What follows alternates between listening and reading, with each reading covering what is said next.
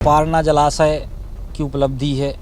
जो 28 करोड़ की परियोजना लेके आए थे उसमें कम से कम 15-20 गांव में सिंचाई का पानी पहुंच रहा है। कांग्रेस ने केवल नारा दिया था कि गरीबी हटाओ, लेकिन भारतीय जनता पार्टी ने आज इस नारे को धरातल पर उतार के दिखाया है। शिक्षा के क्षेत्र में भारतीय जनता पार्टी ने एक नई जो पहल शुरू की है वो सीएम राइज स्कूल की परिकल्पना।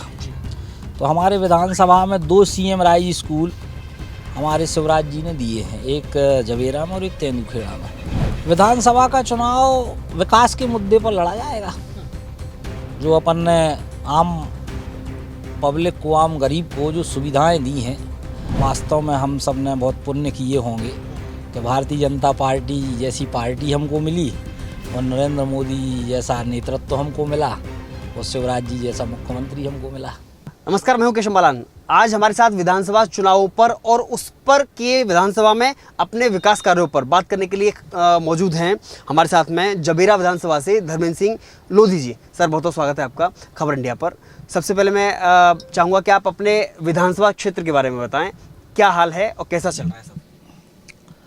अभी जबेरा विधानसभा 56 से मैं विधायक हूँ जी।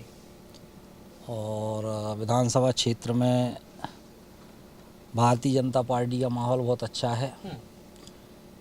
शिवराज सरकार की जो जन कल्याणकारी योजनाएं हैं, उन योजनाओं के तहत जनता जो है शिवराज सरकार को पसंद कर रही है और भारतीय जनता पार्टी विश्वास जता रही है। जैसे अभी लाडली बहना योजना आई, जिसमें हमारे विधानसभा में लगभग 70,000 बहनों के खाते में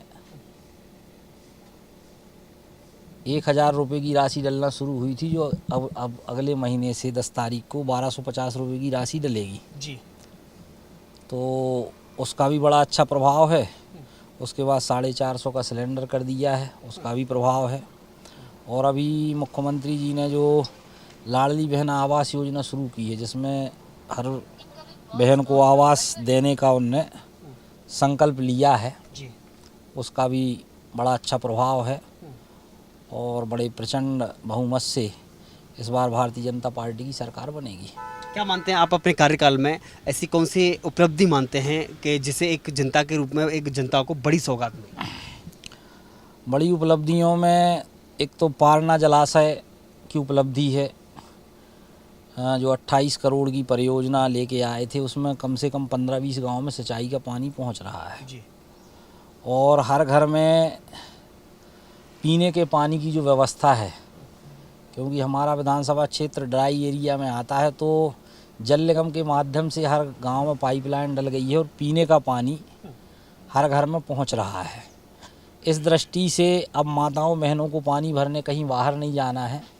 हमारी विधानसभा में 337 गांव जल निगम की योजना से जुड़े हैं और उसके कारण भी भारतीय जनता पार्टी की सरकार का माहौल बहुत अच्छा बना है। कैसे देखते हैं केंद्र सरकार की योजनाएं, आयुष्मान कार्ड की योजना हो, चाहे वो उज्ज्वला योजना हो, कितनी सार्थक सिद्ध होगी?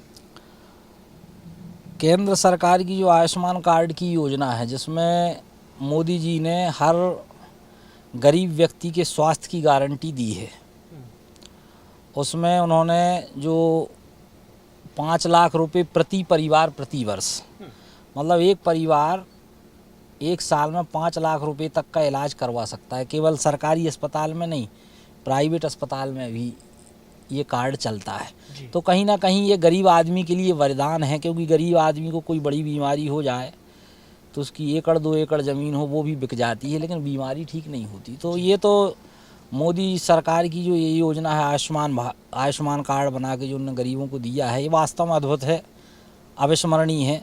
इससे वास्तव में लोग बहुत लाभान्वित हो रहे हैं।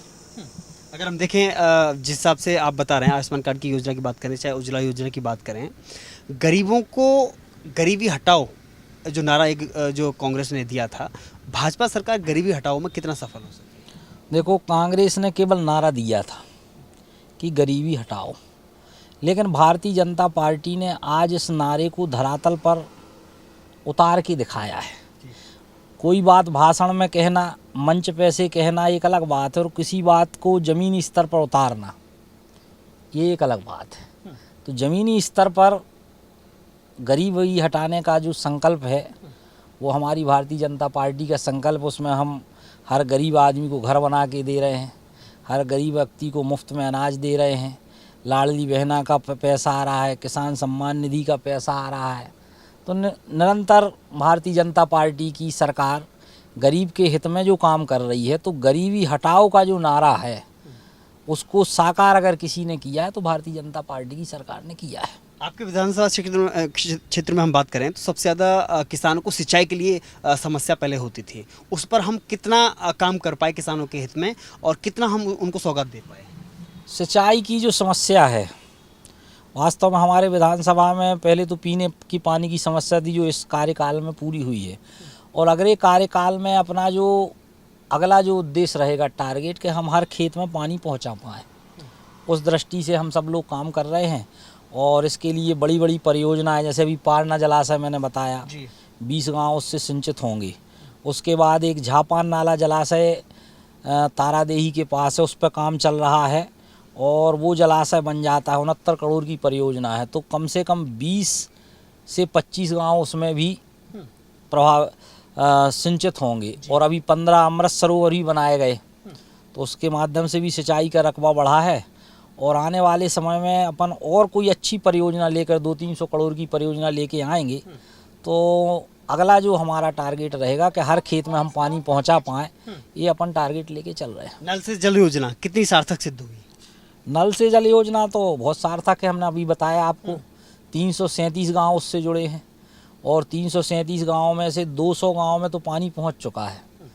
अब बाकी का काम जारी है, 1-2 महीने के अंदर उन गांवों में भी पानी पहुंच जाएगा। तो ये तो वरदान है अपने आप में, लोगों ने कल्पना नहीं की थी कि हर घर में पीने का पानी, शुद्ध पीने का पानी, फिल्टर वाला पानी मिलेगा। तो ये मोदी जी की सरकार ने, शिवराज जी की सरकार ने सपने को साकार किया है। इसके लिए मोदी जी का, शिवराज जी का मैं बहुत बहुत धन्यवाद ज्ञापित करता हूँ। आप दो चीज़ें देखते हैं मूलभूत सुविधाओं में, शिक्षा और स्वास्थ्य। शिक्षा और स्वास्थ्य पर आप अपने विधानसभा क्षेत्र में कितना बेहतर काम कर पाए? शिक्षा के क्षेत्र में भारतीय जनता पार्टी ने एक नई जो पहल शुरू की है वो CM राइज स्कूल की परिकल्पना। तो हमारे विधानसभा में 2 CM राइज स्कूल हमारे शिवराज जी ने दिए हैं, एक जवेरा में और एक तेंदुखेड़ा में। और 30-30 करोड़ की उसकी तो बिल्डिंग बन रही है, मतलब 30 करोड़ रुपए की राशि से एक दिव्य और भव्य स्कूल बन रहा है। और उस ऐसा स्कूल बन रहा है जो सर्व सुविधा युक्त होगा। तो शिक्षा के क्षेत्र में मुझे लगता है कि भारतीय जनता पार्टी की सरकार ने एक क्रांतिकारी कदम उठाया है। और शिवराज जी ने कहा है कि संकुल स्तर पर हम ये विद्यालय खोलेंगे, मतलब 8-10 शालाओं को बंद करके एक बड़ा विद्यालय जिसमें सब सुविधाएं हों, टीचर्स अच्छे हों, सारी चीज़ें हों। इसके लिए ये जो है क्रांतिकारी कदम है शिक्षा के क्षेत्र में, CM राइज स्कूल। जी, क्या देखते हैं कि इस बार विधानसभा का चुनाव किस मुद्दे पर लड़ा जाएगा? विधानसभा का चुनाव विकास के मुद्दे पर लड़ा जाएगा। जो अपन ने आम पब्लिक को, आम गरीब को जो सुविधाएं दी हैं, और उसमें लोगों को लगता है कि भाई वास्तव में इस सरकार ने जितना किया है कोई सरकार कर नहीं सकती। इसके लिए मुझे लगता है कि विकास का मुद्दा, गरीब के हित का मुद्दा, अंत्योदय का मुद्दा, गरीब कल्याण का मुद्दा, ये मुख्य मुद्दे हैं जिस पर भारतीय जनता पार्टी चुनाव लड़ेगी। और इस बार प्रचंड मतों से हम जवेरा विधानसभा में विजयश्री हासिल करेंगे। लाडली लक्ष्मी योजना, लाडली बहना योजना कैसे देखते हैं? लाडली बहना योजना का मैंने बताया कि बहुत अच्छी योजना है, जिसमें 70,000 महिलाओं को 1,000 रुपये महीना शुरू हुआ, अगले महीने से 1250 आ रहा है। और इसको बढ़ा के शिवराज जी ने कहा है कि 3,000 रुपये महीने तक ले जाएंगे। तो 3,000 रुपये महीने तक ले जाएंगे तो गरीब की ज़िंदगी तो सुखी होगी।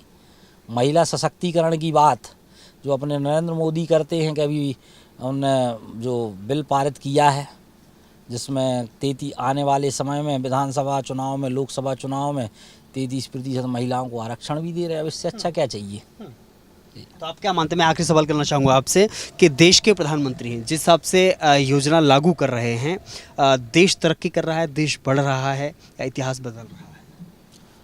देखो, नरेंद्र मोदी जी के नेतृत्व में ये देश फिर से विश्वगुरु बनने की ओर अग्रसर है। नरेंद्र मोदी जी के नेतृत्व में ये देश फिर से क्रमांक 1 का देश बनने की ओर अग्रसर है। आज सारा विश्व हमारी ओर देख रहा है।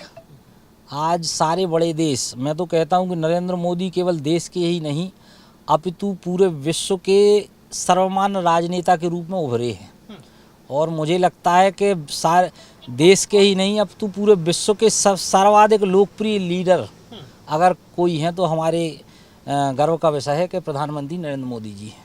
क्या आप सौभाग्यशाली हैं उनके नेतृत्व में काम करने का मौका मिला? ये तो सौभाग्य का विषय है और वास्तव में हम सब ने बहुत पुण्य किए होंगे कि भारतीय जनता पार्टी जैसी पार्टी हमको मिली और नरेंद्र मोदी जैसा नेतृत्व हमको मिला और शिवराज जी जैसा मुख्यमंत्री हमको मिला।